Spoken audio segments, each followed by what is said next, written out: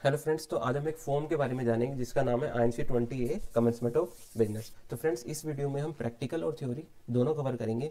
Means हम इस form के बारे में जानेंगे, मीन्स इस फॉर्म के बारे में हम थ्योरी जानेंगे कि ये फॉर्म होता क्या है, इसके लिए क्या क्या डॉक्यूमेंट्स रिक्वायर्ड है, ये किसको फाइल करना है, इसकी गवर्नमेंट फीस कितनी है, इसकी लेट फीस कितनी है, इसके लिए क्या क्या आपको डॉक्यूमेंट चाहिए। उसके बाद हम लास्ट में देखेंगे इसकी लाइव फाइलिंग। मीन्स इस वीडियो को देखने के बाद आपको कोई भी डाउट नहीं बचेगा INC 20A फॉर्म को लेके। ठीक है, तो सबसे पहले तो मैं आपको बता देता हूँ what is form INC 20A। ठीक है, तो हम पॉइंट वाइज डिस्कस करेंगे। तो फॉर्म INC 20A क्या होता है? जैसे मान लीजिए आप कंपनी स्टार्ट करते हैं। कंपनी स्टार्ट करने के बाद जो सब्सक्राइबर होते हैं, मीन्स जो शेयर होल्डर होते हैं, उनको अपनी क्या करनी होती है, कैपिटल जमा करनी होती है बैंक में। ठीक है, तो जैसे ही वो कैपिटल जमा कर देते हैं उसके बाद ही हमें क्या करना होता है, फॉर्म INC 20A फाइल करना होता है। तो चलिए हम पॉइंट वाइज डिस्कस करते हैं। जैसे what is form INC 20A। तो फॉर्म 20A क्या होता है?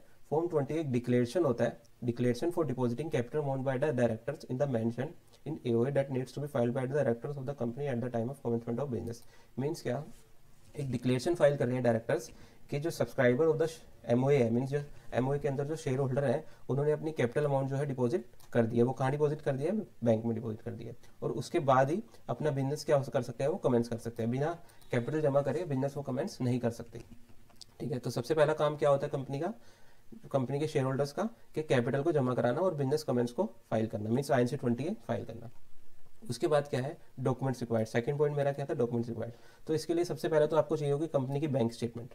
ठीक है, मैं आपको पॉइंट ये इसलिए पहले बता रहा हूँ क्योंकि बैंक स्टेटमेंट नहीं होगी, इसका मतलब क्या है, बैंक स्टेटमेंट कौन सी, जिसमें कैपिटल उन्होंने जमा करी है, कैपिटल उन्होंने जमा करी है। बिना कैपिटल जमा करे ये फॉर्म हम फाइल नहीं कर सकते। ठीक है, दूसरा हमें चाहिए होगी फोटोग्राफ ऑफ रजिस्टर्ड ऑफिस।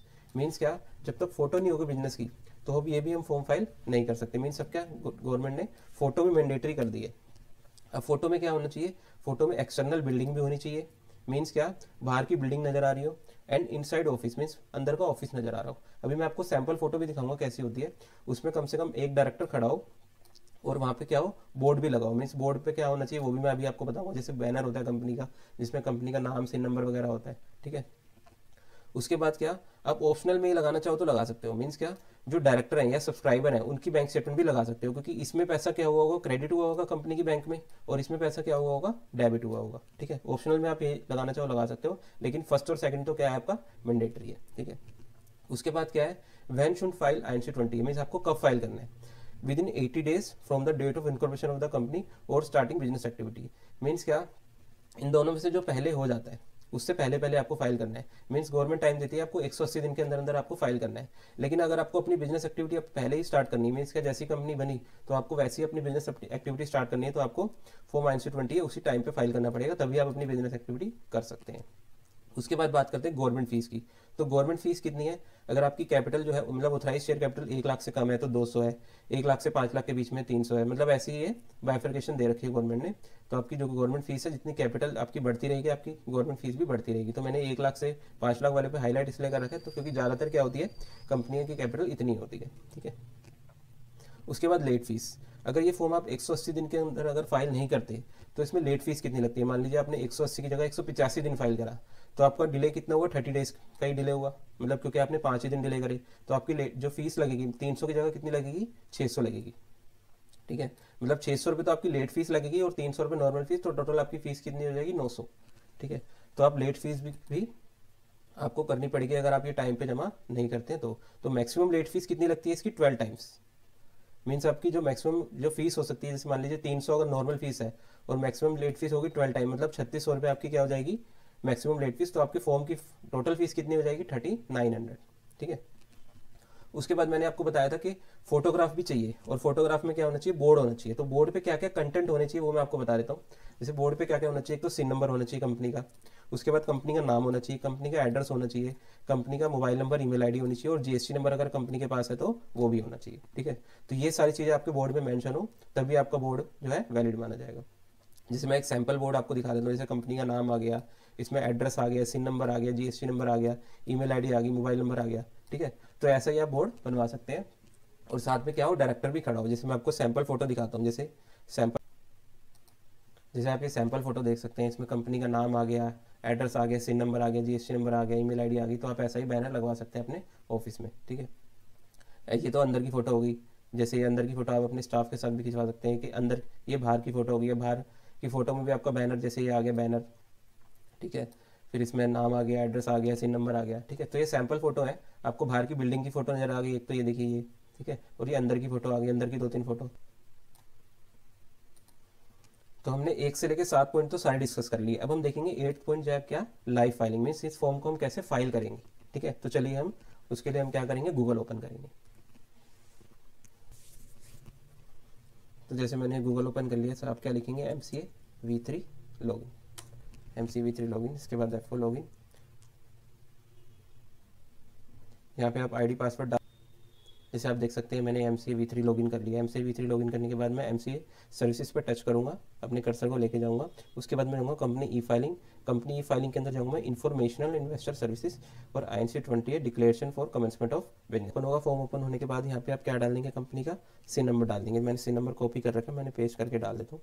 तो जैसे ही आप कॉपी पेस्ट करेंगे तो आपके कंपनी का नाम, एड्रेस वगैरह ये ऑटोमेटिकली उठा लेगा। अब ये लॉन्गिट्यूड और लैटिट्यूड भी ऑटोमेटिकली उठा लेता है, लेकिन इस केस में क्यों नहीं उठा रहा, क्योंकि मैंने कोई पुरानी कंपनी ले रखी है जिसका ऑलरेडी फाइल्ड है, ठीक है। तो आपके केस में ऑलरेडी ये उठा लेगा। तो जैसे मेरे केस में नहीं उठा रहा, तो मैं डाल देता हूँ लैटिट्यूड और लॉन्गिट्यूड, जिसमें रैंडमली ऐसी कुछ भी डाल देता हूँ। आप सर्च करके डालना जरूर, जो भी आपके एरिया में लॉन्गिट्यूड लैटिट्यूड पड़ता है, मतलब जो कंपनी के एड्रेस पे जो पड़ता है, जो आपने कंपनी इनकॉर्पोरेशन करते वक्त भी डाला होगा। उसके बाद पूछा है company activities regulated by RBI, means अगर मेरी कोई कंपनी ऐसी है जो RBI से रेगुलेट होती है, जैसे कोई बैंकिंग कंपनी वगैरह होती है, या सेबी की कोई कंपनी होती है, मतलब सेबी से जो रेगुलेट होती है, तो मेरे को येस करना है, अदरवाइज क्या करना है, नो करना है। तो मोस्टली नो ही होता है। उसके बाद पूछ रहे हैं number of share holder, means कितने शेयर होल्डर थे इस कंपनी में। तो मेरी कंपनी में 2 शेयर होल्डर थे। आप MOI देख लेना, शेयर होल्डर आपको पता लग जाएंगे कितने थे। जैसे मैं 2 शेयर होल्डर की डिटेल डाल देता हूँ, तो मैंने नाम डाल दिए शेयर होल्डर्स के। उसके बाद मेरे से पूछ रहे name of the bank, means आप बैंक का नाम डालिए, कंपनी के बैंक का नाम विद IFSC कोड। तो जैसे मान लीजिए मैं डालता हूँ ICI बैंक, और मैं IC 0001352, ये मैंने बैंक नेम भी डाल दिया और IFSC कोड भी डाल दिया। यही कॉपी पेस्ट करके मैं यहाँ भी डाल देता हूँ, क्योंकि कंपनी का बैंक तो सेम ही है।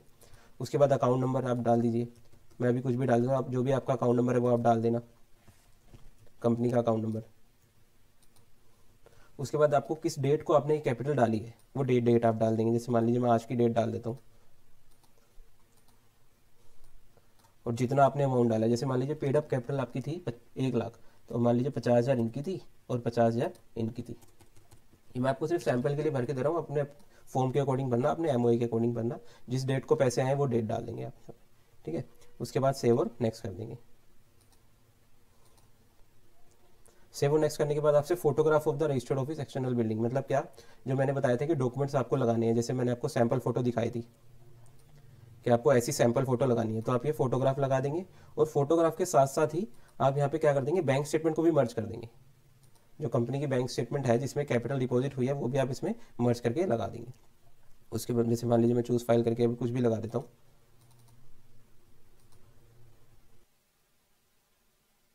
फ्रेंड देख सकते हैं जैसे मैंने अटैचमेंट लगा दी, तो लिखा है कि डॉक्यूमेंट अपलोडेड सक्सेसफुली, मैं ओके पे क्लिक कर दूंगा।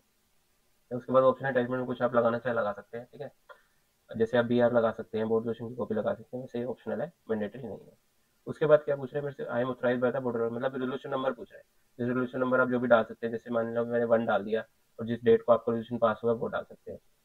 उसके बाद आपको क्या करना है, यहाँ पे DIN नंबर डाल देना है। DIN नंबर मतलब जो फॉर्म को साइन कर रहा है उसका DIN नंबर आप डाल देंगे, जिसकी आपने फोटो यहाँ पे लगाई थी ना, मतलब कोई एक डायरेक्टर खड़ा होगा, जैसे मैं इसमें लिखा था ना एटलीस्ट 1 डायरेक्टर खड़ा हो, आप उसकी यहाँ पे क्या लगा देंगे, DIN नंबर डाल देंगे, जिससे कि आपको DSC लगाने पड़ेंगे। उसके बाद आपको क्या करना पड़ेगा, किसी पोस्ट अकाउंटेंट, चार्टर्ड अकाउंटेंट या कंपनी सेक्रेटरी फॉर्म को ऑथराइज करना पड़ेगा। जैसे मैंने ऑलरेडी फिलअप कर रखा है, जिसमें मैंने अपनी डिटेल डाल रखी है, post accountant, associate, membership number वगैरह अपने डाल रखा है, ठीक है। उसके बाद मैं क्या कर दूंगा, सेव एंड नेक्स्ट कर दूंगा, ओके एंड नेक्स्ट। उसके बाद मैं सारा फॉर्म एक बार रिव्यू कर लूंगा और उसको क्या कर दूंगा, सबमिट कर दूंगा। तो फ्रेंड जैसे ही मैंने सबमिट पे क्लिक करा, तो आप देख सकते हैं मेरा SRN जनरेट हो गया INC 20 फॉर्म का, ठीक है। तो मैं SRN को नोट डाउन कर लूँगा और इसको क्या कर दूंगा, ओके कर दूंगा। ओके करने के बाद ये मेरी एप्लीकेशन पेंडिंग फॉर एक्शन में आ जाएगी।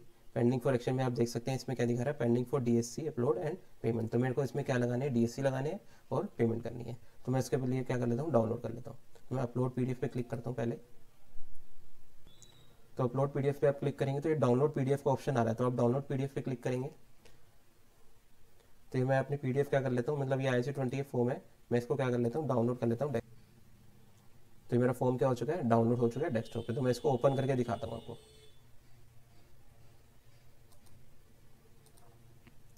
तो आप देख सकते हैं मेरा फॉर्म है, इसमें नाम से नंबर वगैरह आपकी सारी डिटेल चेक कर सकते हैं, जो आपने डाली है वही आ रही हो। उसके बाद आप क्या करेंगे, यहाँ पे डायरेक्टर का DSC लगा देंगे जिसका आपने DIN नंबर डाला होगा, और यहाँ पे प्रोफेशनल के मीन जो CA CS CM में है, जो फॉर्म को सर्टिफाई कर रहा है, उसके भी आप क्या लगा देंगे, DSC लगा देंगे। तो दोनों का मैं DSC लगा देता हूँ। तो DSC लगाने के लिए आप अपना टोकन लगा लेंगे। टोकन लगाने के बाद आप इस पर क्लिक करेंगे, ये जो साइन आ रहा है इस पर क्लिक करने के बाद देखिए आपका नाम आ जाएगा, तो आप इस पर कंटिन्यू कर देंगे, साइन। इसको फिर आप सेव कर देंगे, यस।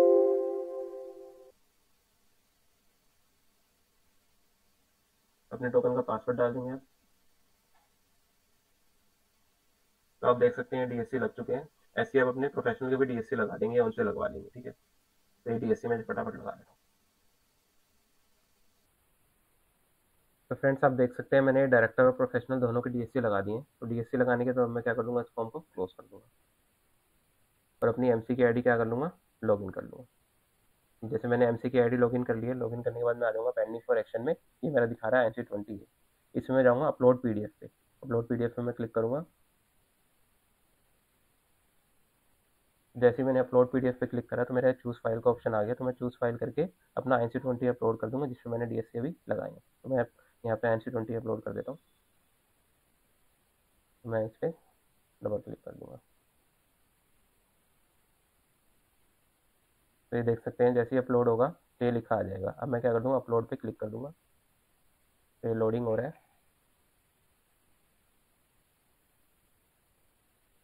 तो जैसे ही मैंने अपलोड पे क्लिक किया तो मेरे पास लिखा आ गया प्रोसीड टू पेमेंट।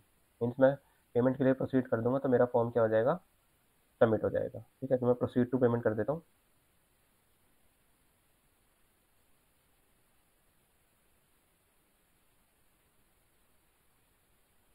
जैसे लोडिंग हो रहा है तो यहाँ पे मैं थोड़ा वेट भी कर सकता हूँ, नहीं तो मैं क्या करूँगा, सीधा माई एप्लीकेशन पे दोबारा जाऊँगा या इसको रिफ्रेश कर लेता हूँ।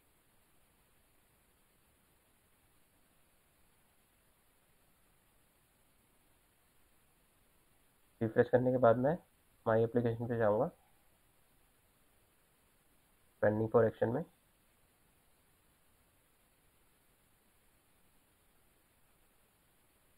जैसे मेरा फॉर्म अपलोड तो हो ही चुका है, बस ये लिखा रहा है पेमेंट इनकम्प्लीट। तो मैं पे फीस पे करके पेमेंट कर दूंगा तो मेरा फॉर्म क्या हो जाएगा, सबमिट हो जाएगा। तो जो भी इसकी पेमेंट आ रही है, जैसे मेरे केस में 300 रुपये आ रही है, मैं पे कर दूंगा तो मेरा फॉर्म क्या हो जाएगा, सबमिट हो जाएगा। तो मैं इस पर पेमेंट कर देता हूँ आपको।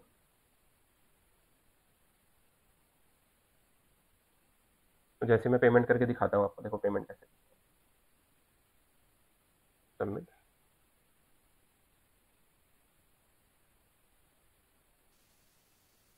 तो फ्रेंड जैसे ही आप पेमेंट कर देंगे, आपकी एप्लीकेशन कहाँ चली जाएगी, अप्रूव में चली जाएगी, ठीक है। ये एप्लीकेशन क्या होगी, आपकी अप्रूव होगी, ये ऑटोमेटिकली अप्रूव हो जाती है जैसे ही आप पेमेंट करते हैं। तो जैसे ही आप पेमेंट करेंगे एक रिसिप्ट भी जनरेट होगी, वो भी आप डाउनलोड कर लेना। वो भी आपको फ्यूचर में काम आ सकती है, रिसिप्ट कि आपने INC20 फाइल करा या नहीं करा, और आप इसका स्क्रीनशॉट भी अपने पास लेके रख सकते हैं। तो इस वीडियो में हमने क्या क्या देखा, इस वीडियो में हमने फॉर्म INC20 होता क्या है, इसके लिए क्या क्या डॉक्यूमेंट्स रिक्वायर्ड है, इसलिए किसको फाइल करना है, कब फाइल करना है, गवर्नमेंट फीस कितनी है, लेट फीस कितनी है, और हमने लाइव फाइलिंग भी इस फॉर्म की देख ली। मीन्स A to Z हमने इस वीडियो में देख लिया। तो thank you very much. Friends आप कोई कंपनी बनाने की सोच रहे हैं तो आप मेरी वेबसाइट पर आ जाएंगे, KMSSachinarora.com। मैंने अपनी वेबसाइट ओपन कर ली। जैसे फॉर्मेट्स एंड बुक्स पर आएंगे आप, वर्ड फॉर्मेट के अंदर इसमें मैंने डिफरेंट टाइप्स के वर्ड फॉर्मेट दे रखे हैं जो भी आपको डाउनलोड करने हो, जैसे प्राइवेट लिमिटेड का, सेक्शन 8 का। इसमें मैंने सारी की सारी फॉर्मेट वर्ड फॉर्मेट कवर कर रखे हैं, और एक पार्ट भी MOA का कंप्लीट फील्ड फॉर्म भी आपको दे रखा है PDF फॉर्मेट में। आप देख सकते हैं कि पार्ट भी MOA फिलअप करने के बाद कैसे आप किसी भी कंपनी का, चाहे private limited, section 8, OPC, LLP, आप सबके यहाँ पे देख सकते हैं। और यहाँ पे बुकलेट भी डाउनलोड कर सकते हैं, जैसे सेक्शन 8 कंपनी की बुकलेट जो भी हमने वीडियो में यूज करी थी, प्राइवेट लिमिटेड कंपनी की बुकलेट, और भी फॉर्मेट आप देख सकते हैं। ये टाइम पर अपडेट होते रहेंगे, मैं और भी फॉर्मेट लाता रहूँगा, ठीक है। तो इसको बाय करने के लिए आप बाय नाउ पे क्लिक करेंगे। जैसे आ रहे बाय नाउ पे मैं क्लिक करूंगा, मेरे से कुछ बेसिक डिटेल मांगेगा, क्या क्या, मेरा नाम, ईमेल ID, फोन नंबर वगैरह। जब मैं सबमिट कर दूंगा तो फिर पास ये पेमेंट का ऑप्शन आ जाएगा। तो जैसे ही आप पेमेंट करेंगे तो आपको जो आपने मेल ID यहाँ पे डाली होगी, उस मेल पर आपको ये डॉक्यूमेंट्स आ जाएंगे, जिप फाइल में आ जाएंगे, वो आप डाउनलोड करके एक्सट्रैक्ट कर सकते हैं, ठीक है। अगर फिर भी आपको मेल पे नहीं मिलते, आप थोड़ी देर वेट कीजिए, मेल पे अगर फिर भी नहीं मिलते तो आप हमारे पास कॉन्टैक्ट भी कर सकते हैं इस नंबर पे कि मैंने इस चीज़ की पेमेंट करी है, मेरे पास नहीं रिसीव हुई, तो हम आपको डिलीवर कर देंगे। Thank you very much.